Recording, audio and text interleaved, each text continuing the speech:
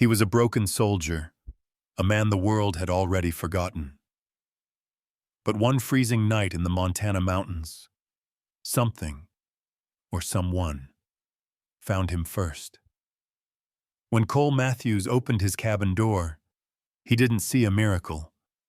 He saw a dying creature. A small bundle of black fur half buried in the snow, its heartbeat fading against the storm.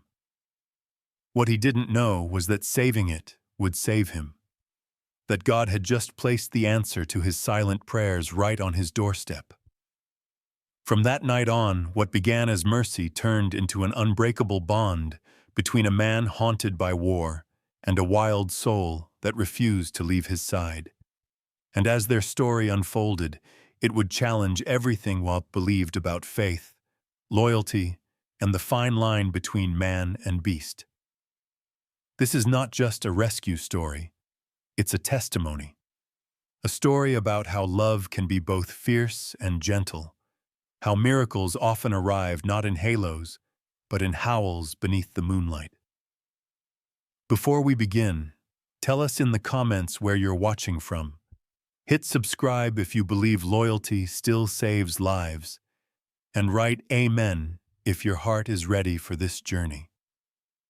Now, take a deep breath, grab your ginger tea or a cup of coffee, because what happens next will make you believe that some angels walk on four legs. The storm had turned Flathead Valley into a white void. Wind screamed against the mountains, hurling shards of ice that stung like glass. Beneath that merciless sky, the cabin of Cole Matthews stood half buried in drifts, its chimney coughing out thin smoke that vanished into the night.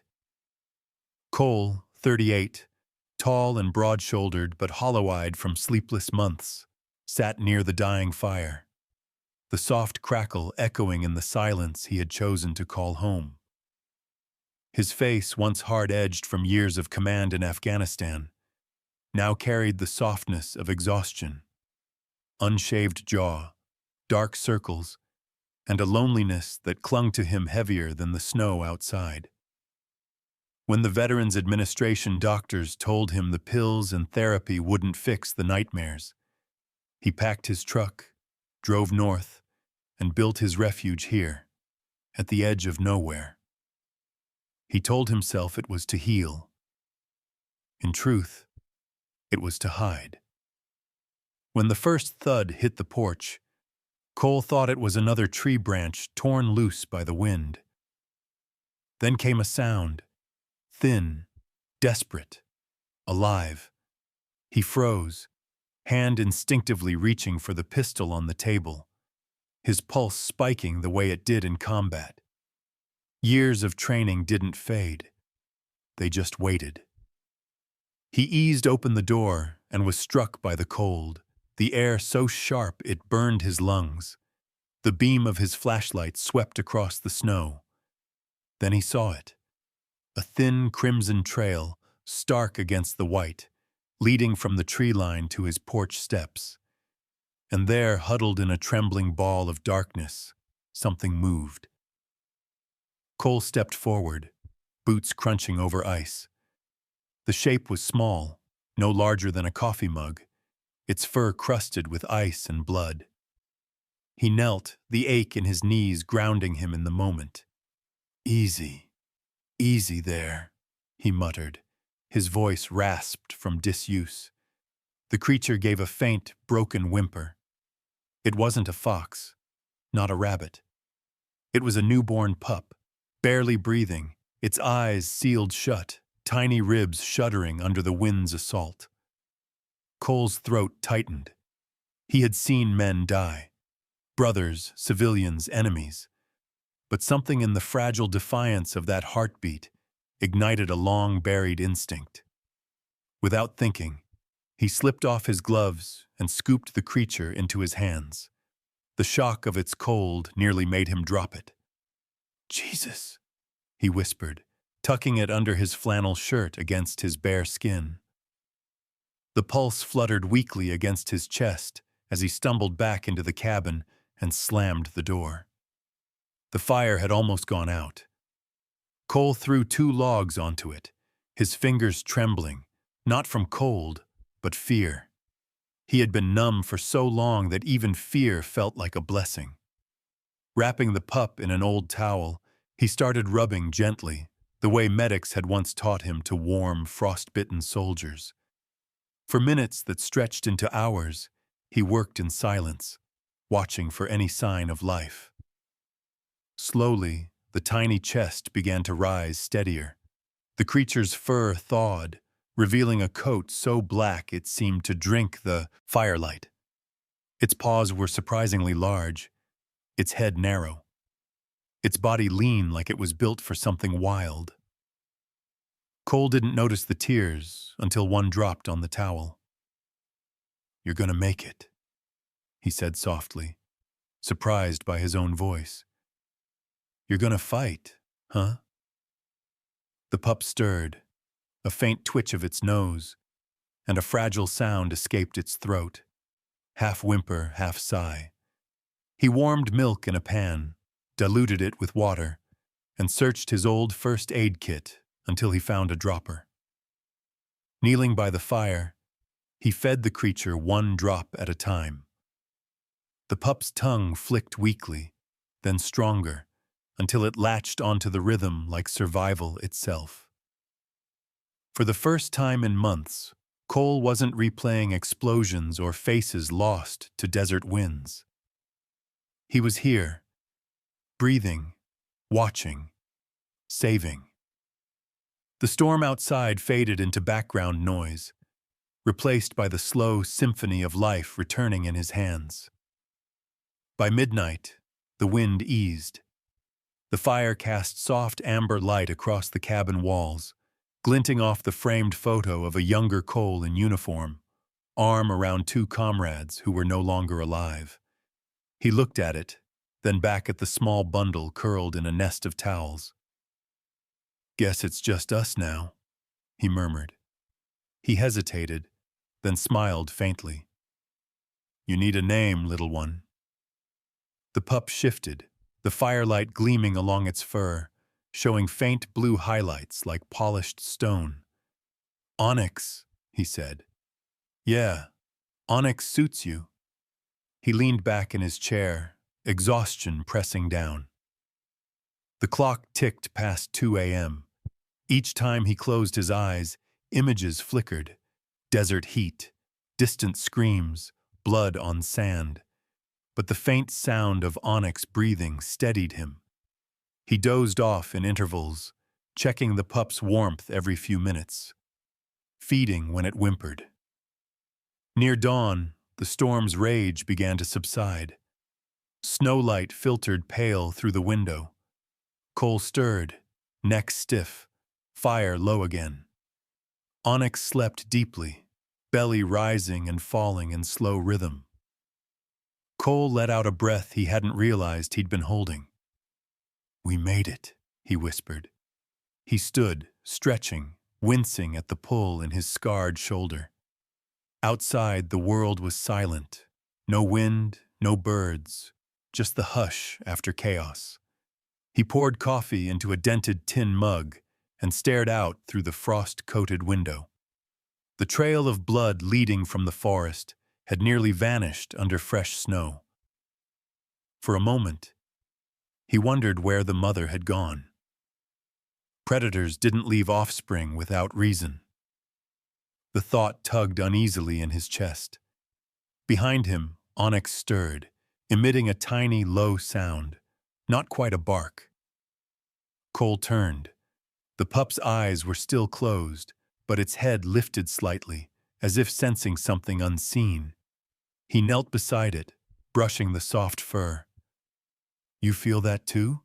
he murmured. "Yeah, I know the feeling." He smiled bitterly. "Always waiting for something to come back for you." He fed Onyx again, noticing how the pup's paws twitched as if running in a dream. There was something uncanny about it, those oversized limbs, that pure black coat. But Cole dismissed it. Everything in the wilderness grew tough or died fast. Maybe the pup was just a fighter. As daylight brightened, he stepped outside to check the generator. The valley stretched before him, buried in snow so deep it erased all landmarks. His breath fogged in the cold air. Somewhere out there, the forest loomed, tall pines swaying, shadows moving beneath. Cole's military instincts ticked alive. He scanned the tree line, eyes narrowing. No sound but the groan of snow under his boots. Still, something in his gut whispered, he wasn't alone. He returned inside, shaking off the unease. Onyx slept peacefully now, a faint smile ghosting over Cole's lips. He pulled a blanket over himself, half sitting, half lying near the fire. For the first time in months, his mind was quiet. The loneliness that had defined his exile had shifted, replaced by fragile purpose. Outside, wind rattled the window again, softer this time, almost like breathing. Cole's eyelids grew heavy. The pup gave a faint whimper in its sleep. Then, from the distant woods, so faint he almost thought he imagined it, came a low, drawn-out howl. It wasn't close, but it wasn't far either. Something wild was searching, calling through the snow. Cole opened his eyes, staring toward the door. The coffee in his mug had gone cold. "You've got family out there," he whispered. The silence that followed felt thick, expectant, like the pause before a storm returns. Onyx shifted in the towel, tiny body pressing closer to the warmth, unaware of the echo still hanging beyond the trees. Cole listened a moment longer, his heartbeat sinking with the wind. Then, as if deciding that tomorrow's questions could wait, he murmured, "We'll deal with that in the morning." But the howl came again, closer this time, and he knew sleep would not come easy. The morning after the storm broke clean and bright, the world wrapped in a blinding crust of snow. Sunlight scattered off the drifts like shards of broken glass. Cole Matthews stood outside his cabin, breath pluming, staring at the path he had shoveled toward his truck. In the back seat, wrapped in a blanket-lined box, Onyx slept soundly, chest rising and falling with the rhythm of fragile new life. Cole rubbed his temple. He hadn't driven into town in weeks, not since the last supply run. The idea of facing people again tugged something uneasy in him. But the pup needed care, something beyond his makeshift instincts and stubbornness. 2 hours of grinding tires and snow-blind roads later, he rolled into Whitefish, a small Montana town stitched together by diners, hardware stores, and the kind of familiarity that didn't sit easily with men who preferred to disappear. The veterinary clinic stood at the edge of town, a squat log building with a faded green sign. Bennett Animal Care. Inside, the air was warm, smelling of antiseptic and hay. The bell over the door chimed as he entered. From the back room, a woman's voice called, "Give me a second." Then she appeared. Dr. Laura Bennett, mid-40s, tall and slender, with an easy posture that came from decades of handling frightened creatures. Her hair, a dark auburn streaked with silver, was tied back in a loose braid. Behind her round glasses, sharp green eyes studied Cole like she could read the exhaustion sitting behind his calm expression. "You look like you've seen a ghost," she said, wiping her hands on a towel. "Storm," Cole replied simply, setting the box on the counter. "Found him last night." Laura leaned over the box. "Him?" she echoed, gently parting the towel. The pup stirred, tiny paws flexing. "Well, I'll be damned." Her voice softened as she lifted the bundle. "You're lucky, little guy. Not many things survive that kind of cold."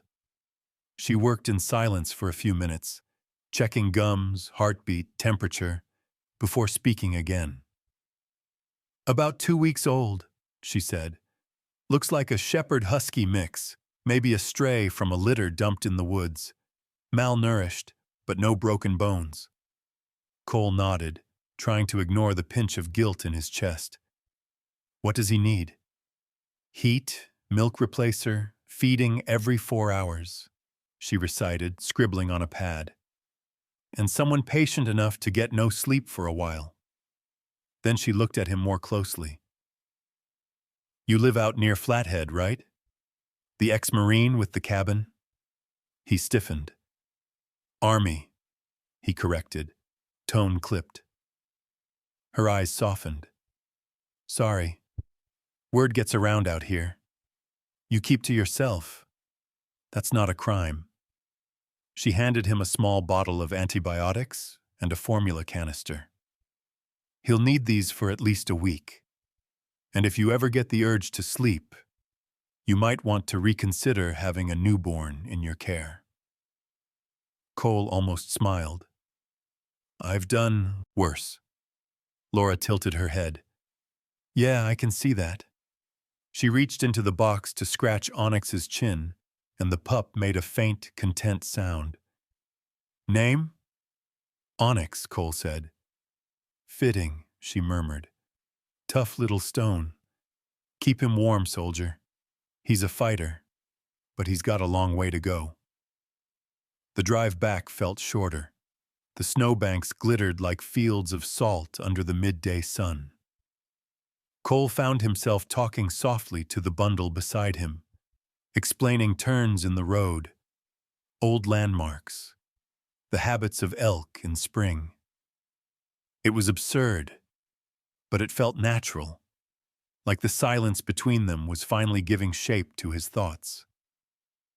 By the time he reached the cabin, the light had begun to fade. He set the feeding schedule like a soldier planning a mission, every 4 hours on the dot. He weighed Onyx using an old kitchen scale, recorded the numbers on a notepad, logged body temperature, and even tracked behavior. By the third night, the results stunned him. The pup's weight had nearly doubled. His eyes opened days earlier than Laura predicted, revealing a pair of amber irises so vivid they caught firelight like glass. Cole frowned, running a thumb gently across the pup's head. "You're growing too damn fast," he muttered. Onyx blinked up at him, head tilting as if he understood the words. Cole chuckled despite himself. "And too smart, apparently."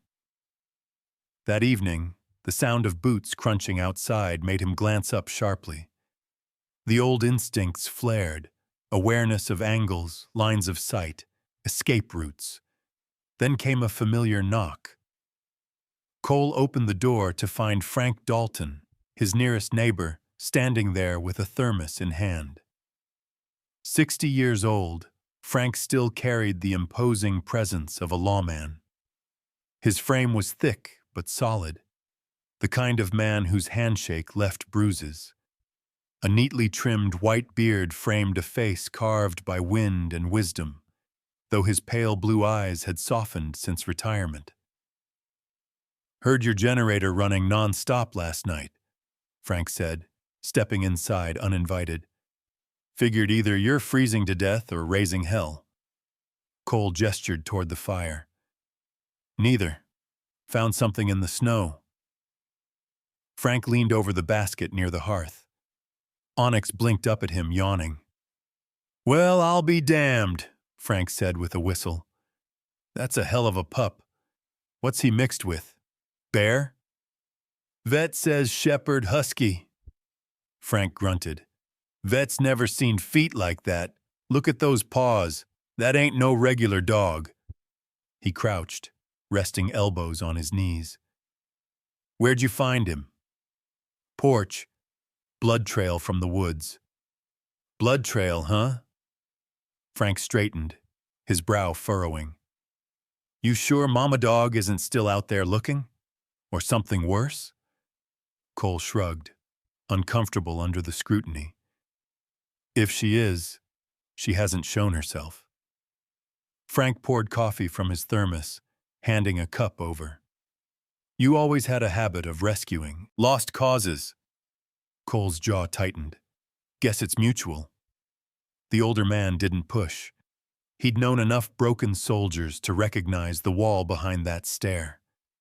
Keep your doors locked, he said finally, glancing again at the sleeping pup. That one's got wild in him. I can smell it. After Frank left, the cabin felt smaller, quieter. The firelight flickered across Onyx's sleek fur. Cole reached down, letting the pup nuzzle his fingers. Wild, huh? So am I, he whispered. Days passed, marked by routines. Onyx learned quickly, too quickly. He came when called, waited by the door when Cole grabbed his coat, even seemed to anticipate feeding times by pacing in perfect intervals. The rapid growth unnerved Cole, but it also filled the empty spaces of his life with purpose. When nightmares clawed through the dark, Onyx would climb from his blanket to press against Cole's chest, his heartbeat steady and grounding. Then, one night, under a swollen silver moon, Cole woke to a sound that didn't belong inside four walls. It started low, almost a hum, then deepened into a drawn-out note that vibrated through the floorboards. Onyx stood by the window, head lifted, body still.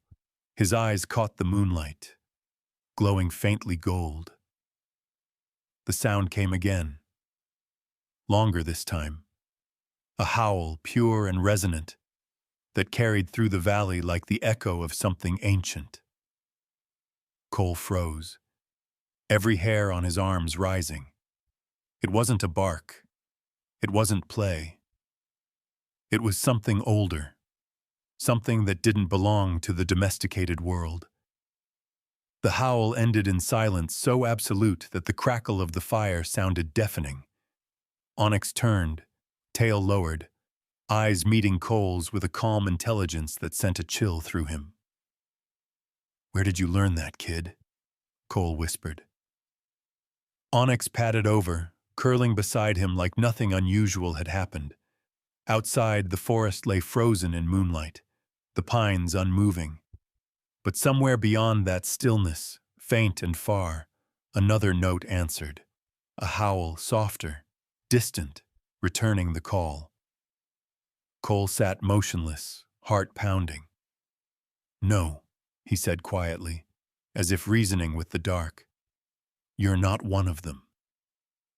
But the silence that followed seemed to disagree. He stared into the fire until the logs collapsed into embers. The reflection of the flames danced in Onyx's eyes, amber turning almost green for a heartbeat. And Cole couldn't shake the feeling that something in his quiet mountain life had just shifted. Outside, the second howl rose again, closer this time, threading through the cold air like a whisper of things waiting to be found. By the seventh week, the snow in Flathead Valley had begun to thin, retreating into soft patches where the sun dared to reach. The pines around Cole's cabin dripped steadily, their icicles snapping off like brittle glass. Inside, Cole Matthews sat at his desk, recording Onyx's weight in his notebook. 70 pounds, he murmured aloud, almost in disbelief. The pup, no, not a pup anymore, stood nearby, head high, legs long, muscles rippling under that dark, lustrous coat. In just over a month, Onyx had gone from fragile to formidable, and every day he seemed less like a dog and more like something untamed, sculpted by winter itself. Cole rubbed the back of his neck, feeling the old burn of anxiety that came before combat missions. Something about Onyx's golden eyes, intelligent, unblinking, made him feel like he was the one being studied. That afternoon, Cole strapped on his snow boots and stepped outside for firewood. The air was crisp, cold enough to sting his lungs but gentle compared to the storm weeks before. Onyx bounded beside him, paws sinking deep into the snow. "You're too damn big for your own good," Cole muttered. The wolf, he refused to think of him that way yet, gave a short bark, as if mocking him. They reached the tree line where the forest began to breathe again. Cole bent down to gather fallen branches when a low growl rolled through the air. Not from Onyx, but from somewhere ahead. The sound was deep, feline, and close. Cole's instincts flared. He slowly straightened, his pulse quickening, scanning the woods.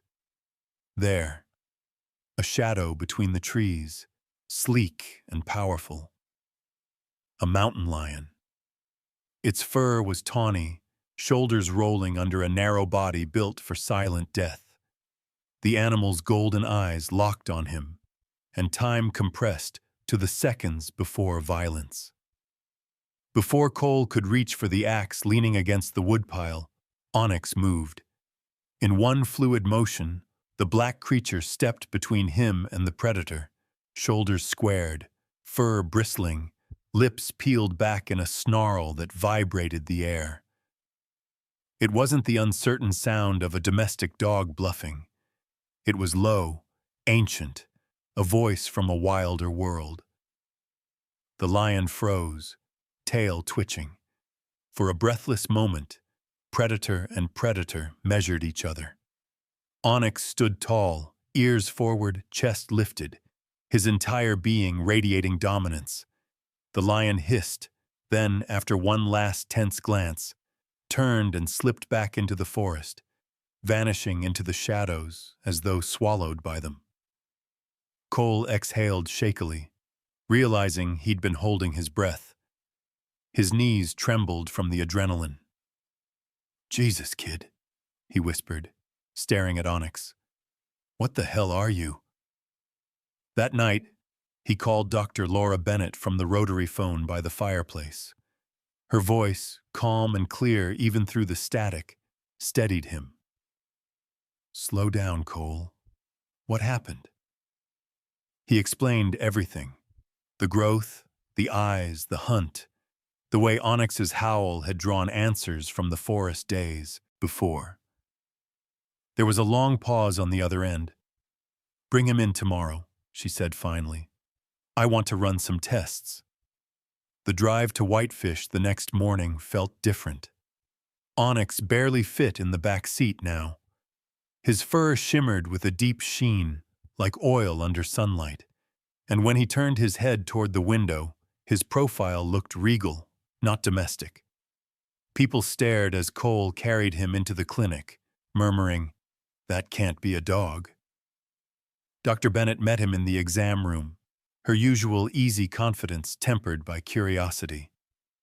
Laura tied her hair back and pulled on gloves. "He's grown," she said quietly. "Faster than any breed I've seen." She ran her hands gently over Onyx's ribs, checked his teeth, then froze. "These canines," she murmured. 2 inches long already. You sure you didn't bring me a prehistoric creature?" Cole forced a smile. "You're the vet, Doc. You tell me." She didn't answer, just took a small blood sample. "We'll do a DNA test. I'll send it to the lab in Missoula. It should take a few days, but I'll put a rush on it." Her tone softened. "Cole, whatever he is, you've done something incredible keeping him alive this long." When Cole returned home, the cabin felt colder, emptier, like the woods were holding their breath. Onyx paced restlessly, occasionally pausing to sniff the wind near the door. Each night, Cole sat by the fire, waiting for the phone to ring, for the world to tell him what he already feared. 3 days later, it did. The voice on the line wasn't Laura's usual calm. It was edged with disbelief. "Cole, I need you to sit down." He did, the chair creaking beneath him. The DNA results came back. A pause. Your animal isn't a dog. He's a Canis lupus occidentalis, a northwestern wolf, 100% pure. Cole blinked, mouth dry. That's impossible, he said, though he knew it wasn't. The signs had been there since the first howl. Laura continued softly. I don't know how it happened. Maybe he was abandoned by his mother's pack during the storm. But Cole, keeping a wolf is illegal without federal permits. It's not like owning a dog. There are safety and conservation laws. You need to report it. Report it. The words landed like a blow. You think I'm handing him over after everything? Cole's voice cracked, half anger, half desperation. He's not just an animal, Laura. He's the only thing keeping me. He stopped himself, jaw clenched. Laura sighed. I understand. But if Fish and Wildlife find out before we figure this out, they'll take him, no questions asked. Let me look into it first. Just be careful, all right? And keep him away from town. When the line went dead, Cole sat staring at the fire until it blurred. The flames danced in Onyx's amber eyes from across the room. The wolf lay calmly, massive head resting on his paws, as if he'd been listening. Cole's thoughts tangled between awe and fear. He whispered, You were never mine to keep, were you? That night, the air outside the cabin shifted. The moon rose, full and pale, painting the valley in silver. Onyx stood by the door, ears twitching. Then Cole heard it, a chorus of distant howls drifting from the forest, layered and haunting. They rose and fell like the wind, ancient and resonant. Onyx stiffened, tail low, listening. Then, slowly, deliberately, he pushed the door with his muzzle and stepped out into the snow. Cole followed to the porch, breath catching. Out at the edge of the trees, 5 shadows waited, tall, lean shapes gliding between moonlit trunks. Wolves. Their eyes glowed faintly in the dark, and when they saw Onyx, they stopped. One, a gray alpha with scarred muzzle, lowered its head, emitting a rumbling growl of recognition. For a long moment, the night held its breath. Onyx stood perfectly still, then walked forward, each step measured, deliberate. The pack parted, forming a loose half-circle. Cole's fists clenched, every instinct screaming to call him back, but he couldn't move. The wolf's posture was regal, confident, as if returning home to a kingdom he'd forgotten. Then, just as suddenly, Onyx turned. He trotted back through the snow, climbed the porch steps, and lay down beside Cole's boots with a quiet huff, pressing his head against the man's knee. Out in the dark, the pack watched in silence before melting back into the woods. Cole knelt, running a hand through the wolf's thick fur.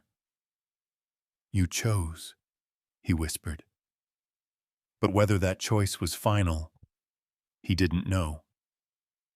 Behind them, from deep within the forest, another lone howl drifted on the wind, soft, lingering, and somehow full of warning. The following weeks brought early spring to Flathead Valley. The snow thinned to stubborn patches of ice, and cold streams began to cut through the land like silver veins.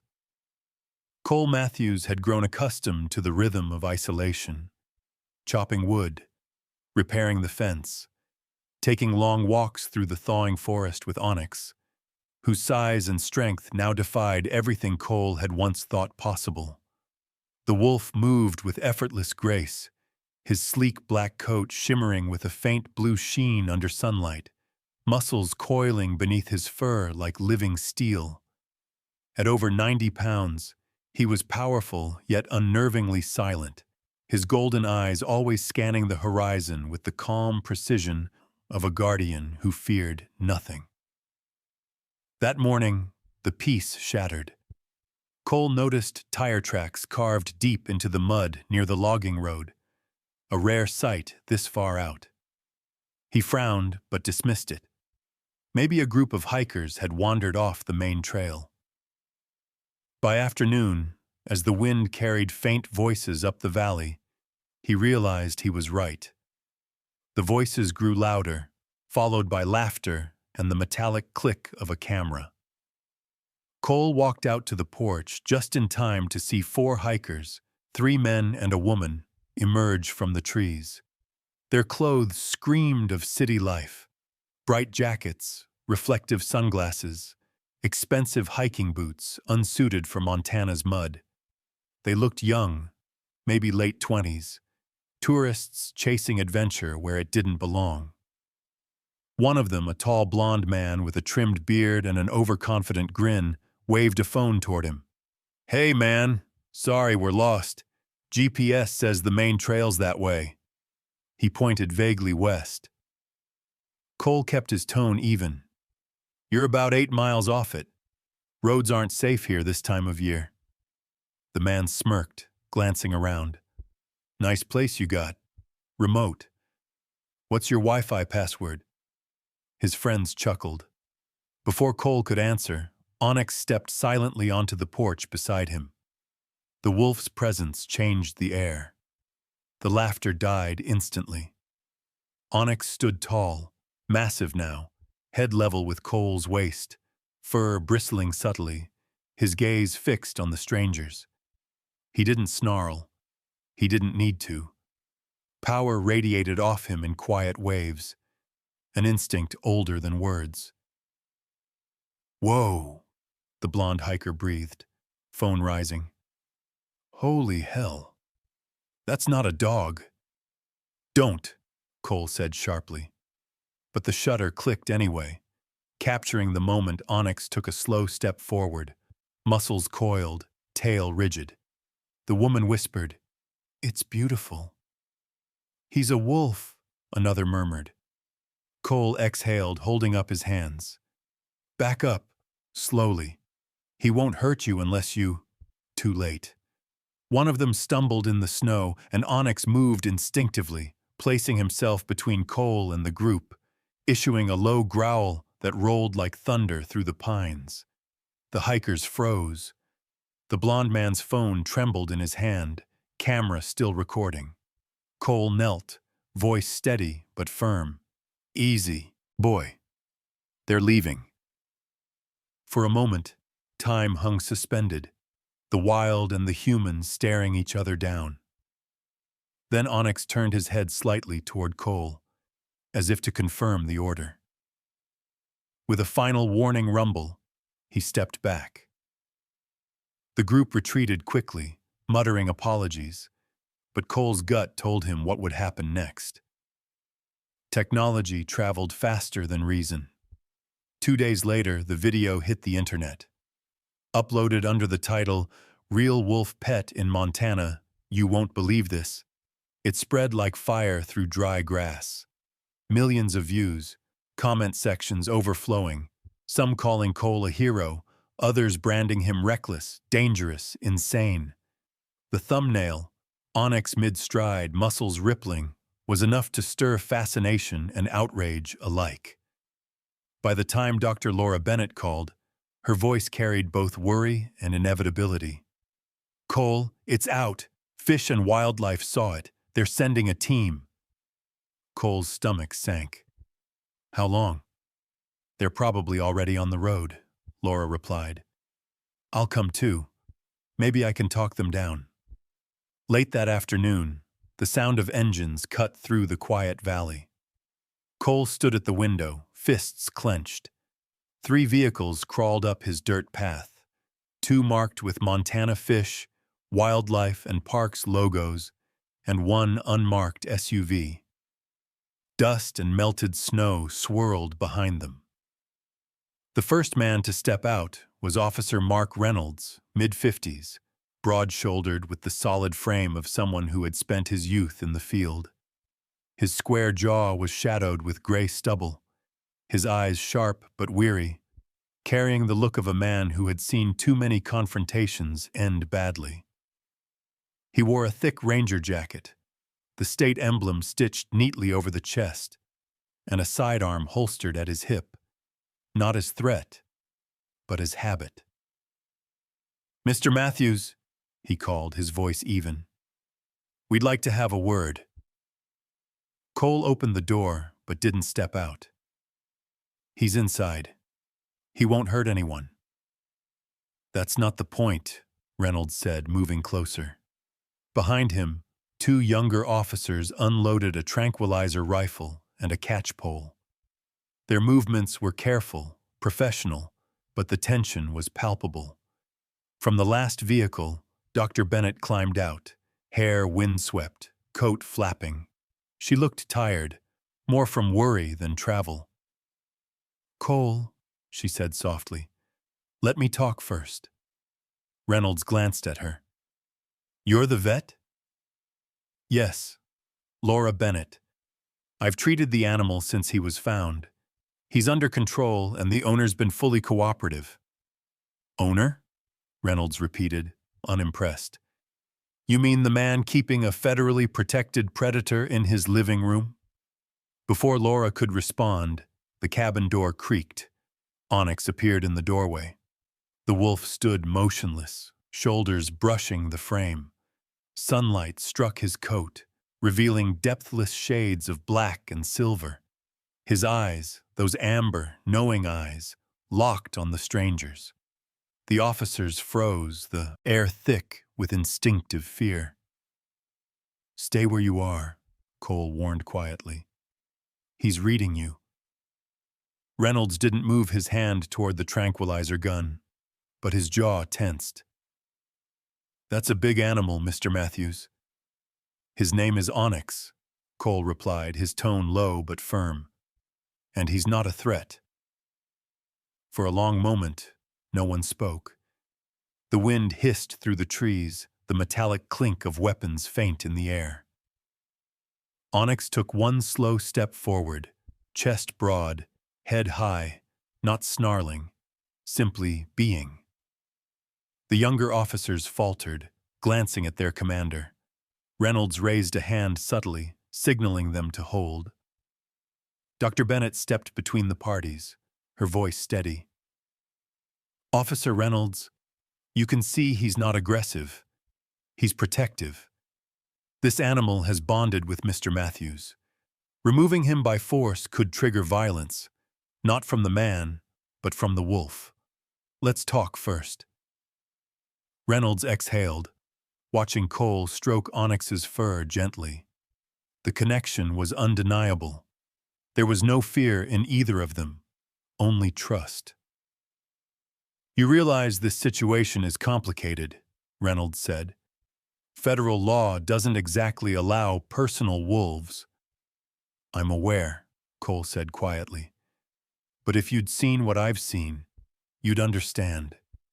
He's saved my life more than once." Reynolds studied the man. The tired eyes, the military posture, the scars visible above his collar. He wasn't looking at a reckless thrill-seeker. He was looking at a soldier clinging to the one thing keeping him sane. "I'll need a full report," Reynolds said finally, turning to Laura. "And a containment evaluation. No promises beyond that." Laura nodded, relief flickering across her face. "Thank you." As the officers packed up their equipment, Onyx's gaze never left them. His ears tracked every movement, his muscles taut beneath the sleek fur. When the vehicles finally pulled away, the wolf relaxed, lying down beside Cole's boots with a low sigh. Laura lingered, looking at the man and the creature that defied the rules written for them. "This isn't over," she warned. "They'll come back with papers. Maybe a warrant." Cole nodded slowly. "Let them." She looked as if she wanted to say more, but didn't. Instead, she climbed into her car and drove off, leaving Cole alone with the fading hum of engines and the whisper of pine needles in the wind. As twilight descended, the cabin's shadows deepened. Onyx lifted his head suddenly, ears flicking. Somewhere far beyond the tree line, a faint mechanical rumble echoed, another engine, softer, slower, approaching from the opposite direction. Cole stepped onto the porch, scanning the horizon. A pair of headlights cut through the dusk, weaving up the narrow road. Not the officers, not Dr. Bennett. Someone else.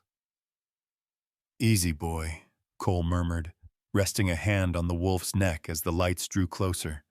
"We're not done yet." The low growl of an approaching engine rolled up the dirt path like thunder over distant hills.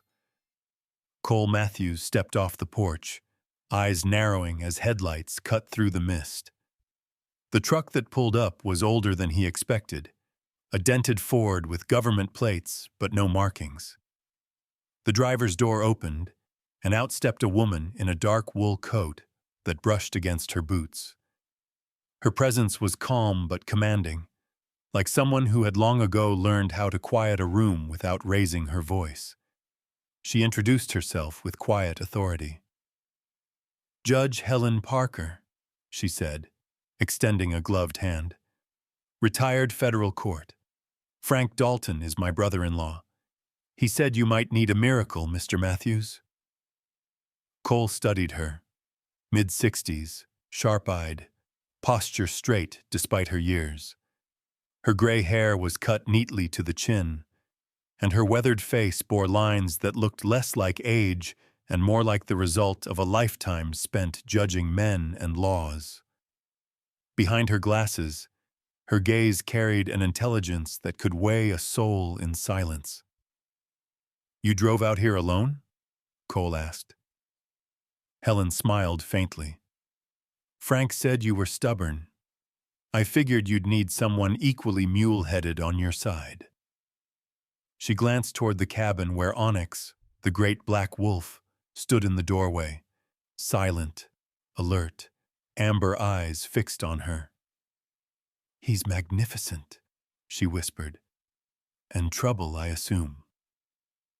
Before Cole could answer, the sound of engines echoed again.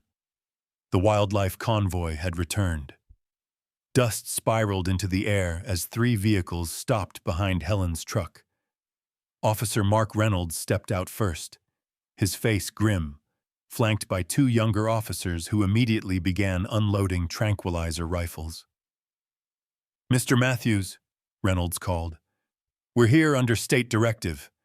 The viral footage has triggered a federal inquiry. We're not leaving without that animal." Cole's stomach tightened.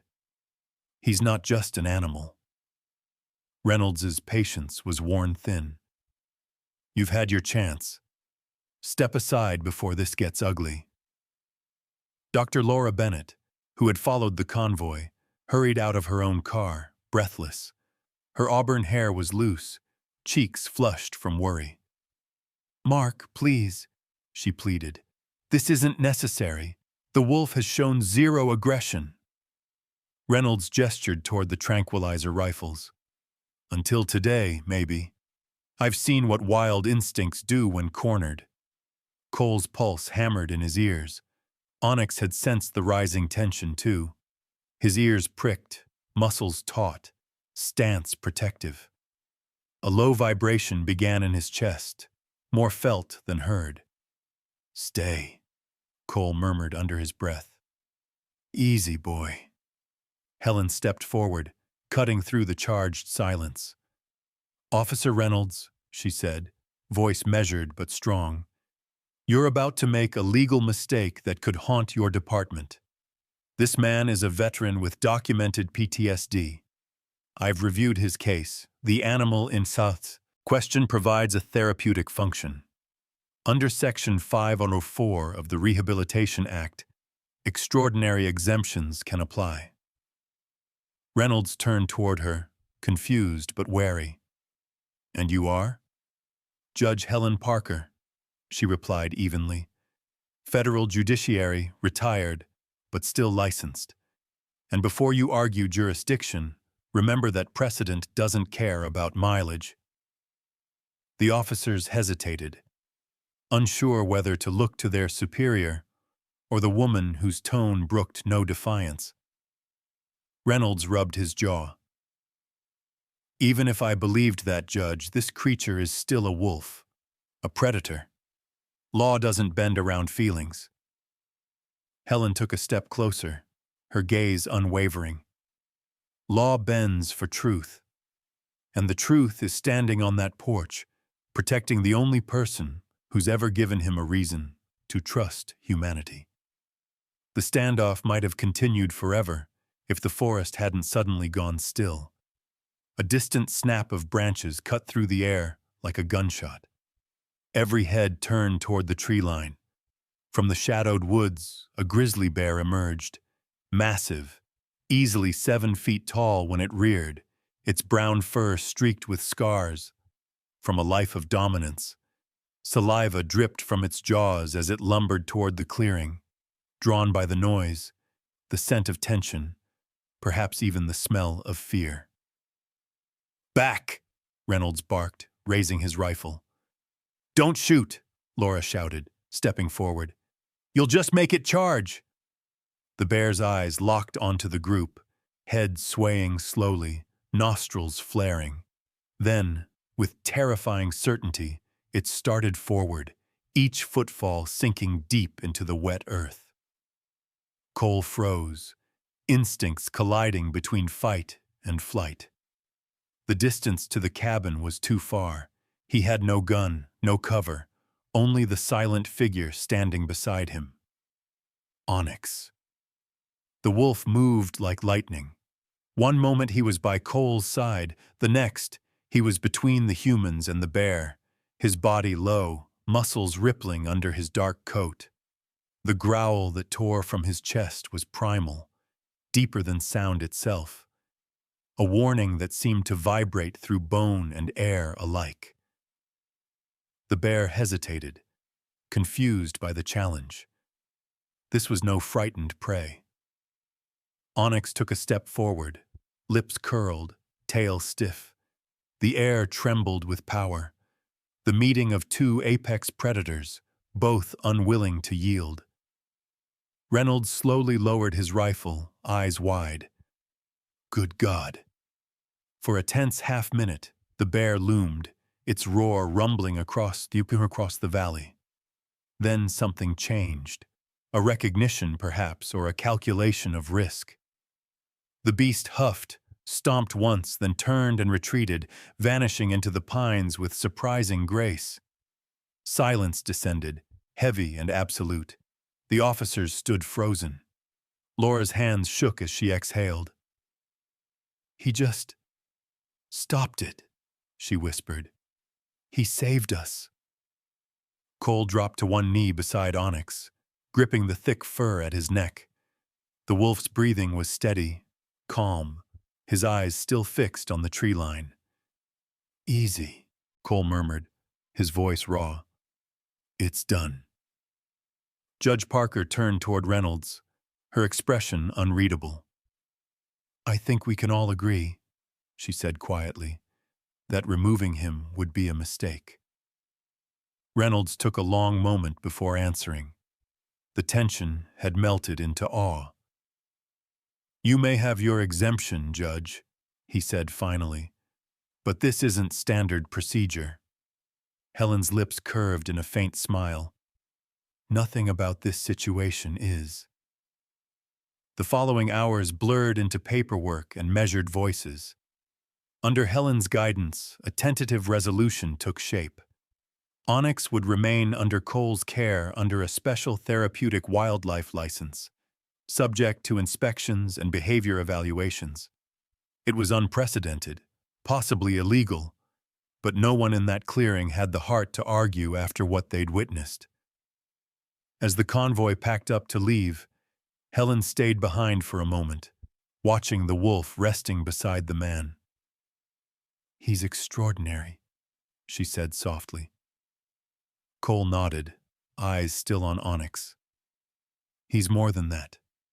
He's family." She smiled, faint and knowing. Then treat him as such. But remember, the world's watching now. That video brought more than lawmen. What do you mean? She didn't answer, only adjusted her coat and looked down the darkening road. You'll find out soon enough. With that, she climbed into her truck and drove away, taillights vanishing into the dusk.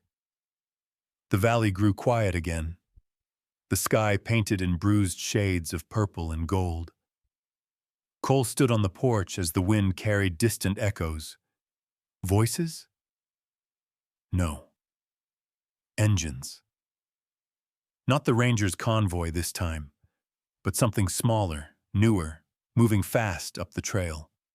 Onyx lifted his head, ears twitching, and let out a low, warning growl. Cole's hand instinctively found the rifle by the door. "Looks like our peace didn't last long, boy," he said under his breath. The headlights appeared over the ridge. Someone else was coming, and whoever they weren't from the government. The months that followed the confrontation brought with them a kind of uneasy calm. Spring melted into summer, painting Flathead Valley in soft greens and golds. The world beyond Cole's cabin buzzed with gossip and online debates about the veteran and his wolf. But out here, the forest seemed indifferent. The air smelled of pine and damp soil. The only thing that mattered now were the rules, every one of them written in ink that felt heavier than law. Cole Matthews signed the agreement beneath the solemn eyes of Judge Helen Parker, Officer Mark Reynolds, and Dr. Laura Bennett. The document was official. Special Therapeutic Wildlife License. It named Onyx not as a pet, but as a partner, a living therapeutic aid granted under exceptional circumstances. Still, the conditions were ironclad. 8-foot fencing surrounding 5 acres of land, monthly behavioral evaluations, strict insurance coverage, and an unbreakable clause forbidding breeding or public display. "You understand," Helen said, her tone steady but kind. "This isn't just about you, Mr. Matthews. You've made him a symbol. That means you'll always be watched." Cole nodded, eyes drawn to Onyx, who lay quietly near the porch steps. The wolf's amber eyes flicked toward him, calm but aware, as though he too understood the gravity of the moment.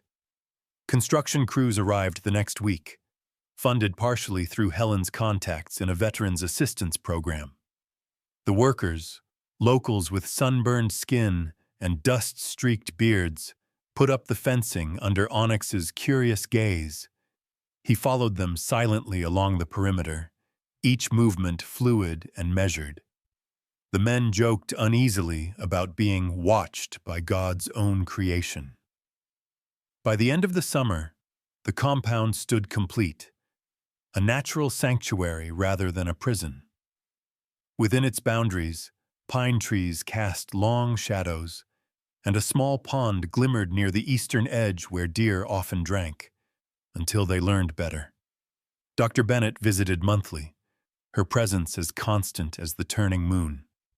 The heat of summer had softened her face, but her movements were brisk, efficient, a woman who balanced compassion with science. "He's remarkable," she said during one of the early visits, kneeling to take Onyx's vitals. "No signs of aggression, no cortisol spikes. It's as if he's learned to regulate emotion by mirroring yours." Cole laughed softly. "You're saying he's calmer because I am?" She looked up, green eyes warm behind her glasses. Maybe the other way around. By autumn, Cole's routines had transformed. He slept through the night more often than not. The nightmares, those endless deserts, the explosions, the faces of soldiers he couldn't save, had begun to fade into echoes. He found himself waking early, brewing coffee, and walking the fence line with Onyx at his side. The wolf matched his pace with uncanny precision, moving like a shadow tethered to his heartbeat. Still, peace came with its price. Every visit from Wildlife Services brought tension. Officer Reynolds, now assigned as liaison, came with his usual stoicism. His face was weathered, half hidden behind a trimmed gray beard, and though his tone had softened since the day of the standoff, his eyes still searched the property as if expecting something to go wrong. One crisp October morning, Reynolds arrived with a clipboard and a subtle warning. "We've had reports of missing livestock up north," he said. "I'm not saying it's your animal, but the public gets nervous when they see wolves this size." Cole frowned, tightening his grip on the coffee mug. "Onyx doesn't leave the perimeter." "I'm not accusing," Reynolds said carefully. "Just telling you the spotlight's still on. People remember what they fear longer than what they're saved by." Cole's jaw flexed. "He's saved more than me, officer. You included." Reynolds sighed, glancing toward the fence where Onyx lay watching. "Yeah, I haven't forgotten." As winter crept closer, the valley returned to silence. Snow fell in hushed layers, blanketing the world in clean white. Inside the cabin, the wood stove glowed, and Onyx dozed near it, his massive body rising and falling with slow, steady breaths. Cole sat nearby, writing in a notebook that had once been filled with therapy assignments, but now contained observations, dates, behaviors, dreams. Sometimes the lines blurred between his notes about Onyx and his reflections on himself. He noticed how Onyx had grown deliberate in his movements. When visitors came, inspectors, delivery men, or the occasional curious neighbor, he would hold back, his presence calm but commanding, waiting for Cole's silent cue. It was restraint born not from fear but from trust. The wolf pack from the surrounding woods returned periodically, their howls threading through the night like familiar songs. They never crossed the fence, though Onyx would rise to greet them, standing tall under the moonlight. It was a strange, beautiful ritual, an unspoken acknowledgement that he belonged to two worlds but had chosen one. Dr. Bennett watched one such night during her December visit. "He still answers them," she said softly, coat pulled tight around her. "He always will," Cole replied. "That's part of who he is."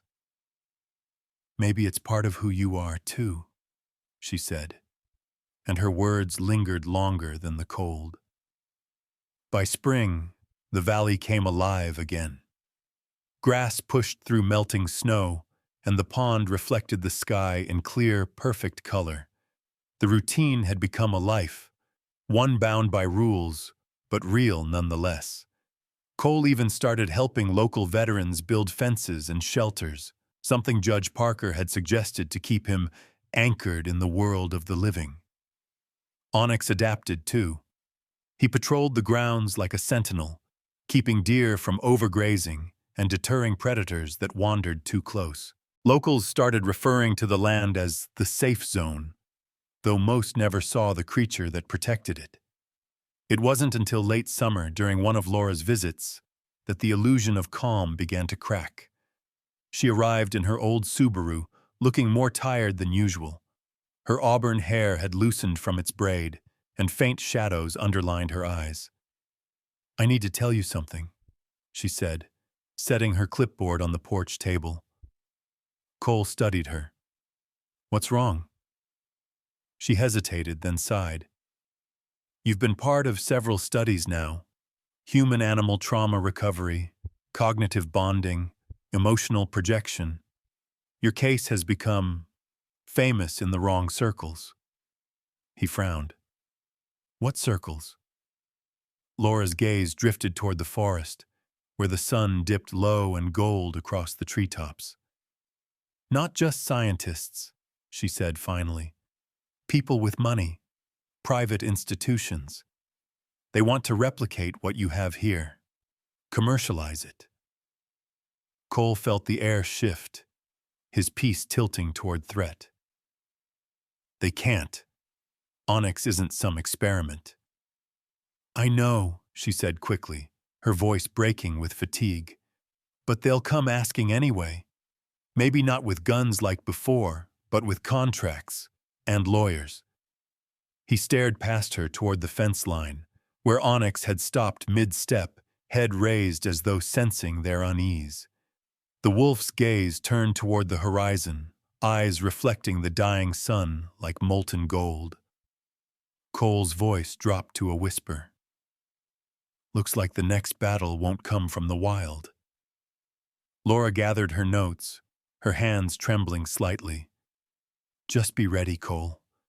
Not every hunter wears a badge. He nodded slowly, eyes fixed on the fading line of the forest. Somewhere beyond, a faint mechanical hum, maybe an engine, maybe something else, drifted through the twilight. Onyx lifted his head, growling low. Cole rested a hand on his shoulder, the warmth grounding him in the encroaching dark. Let them come, he said quietly. We've survived worse. But as the hum grew louder, merging with the sound of distant voices, Cole couldn't shake the feeling that this time, the danger wasn't coming to take the wolf, it was coming to claim the story. Exactly 1 year after the storm that had brought a half-dead pup to his porch, Flathead Valley was quiet again. The snow had melted into soft hills of green, the air heavy with pine and thawed earth. The morning sunlight drifted through the cabin windows like gold dust. Cole Matthews sat at his kitchen table, pen in hand, reading a letter that had arrived that morning, a simple envelope postmarked from Helena. The handwriting was elegant but firm. The letter was from Maya Collins, a reporter for the Montana Chronicle. Her message was brief, almost cautious. She wanted to tell his story, but differently. Not as a headline about a man and his wolf, but as a piece about recovery, resilience, and the healing bond between veterans and animals. She had written, "I'm not here to sensationalize. I just want to understand how you found peace when so many of our soldiers never do." Cole folded the letter, rubbing the rough paper between his calloused fingers. Onyx lifted his head from the rug near the fireplace, amber eyes half-lidded, as if he understood the meaning behind that slow breath his human had just released. "What do you think, boy?" Cole asked quietly. "Letting someone else in again. Smart or stupid?" The wolf blinked once, yawned, and rolled onto his side, choosing sleep over counsel. Cole chuckled. "Yeah, I figured." But something in Maya's words had settled deep inside him, stirring an ache he hadn't felt in a long time. The ache of being seen. When Maya arrived 2 days later, her car struggled up the narrow dirt road, tires spitting mud from spring melt. She stepped out into the sunlight, stretching stiffly from the long drive. She was in her early 30s, with chestnut-brown hair tucked under a simple wool cap and skin kissed faintly by the mountain sun. Her movements were careful, deliberate, the kind of person who didn't rush what mattered. A small camera hung from her neck, but she didn't raise it immediately. Instead, she looked around, taking in the vast silence that surrounded the cabin. "You're taller than I expected," she said, smiling when Cole appeared on the porch. "Most people say quieter," he replied, his voice a low gravel. Maya laughed softly.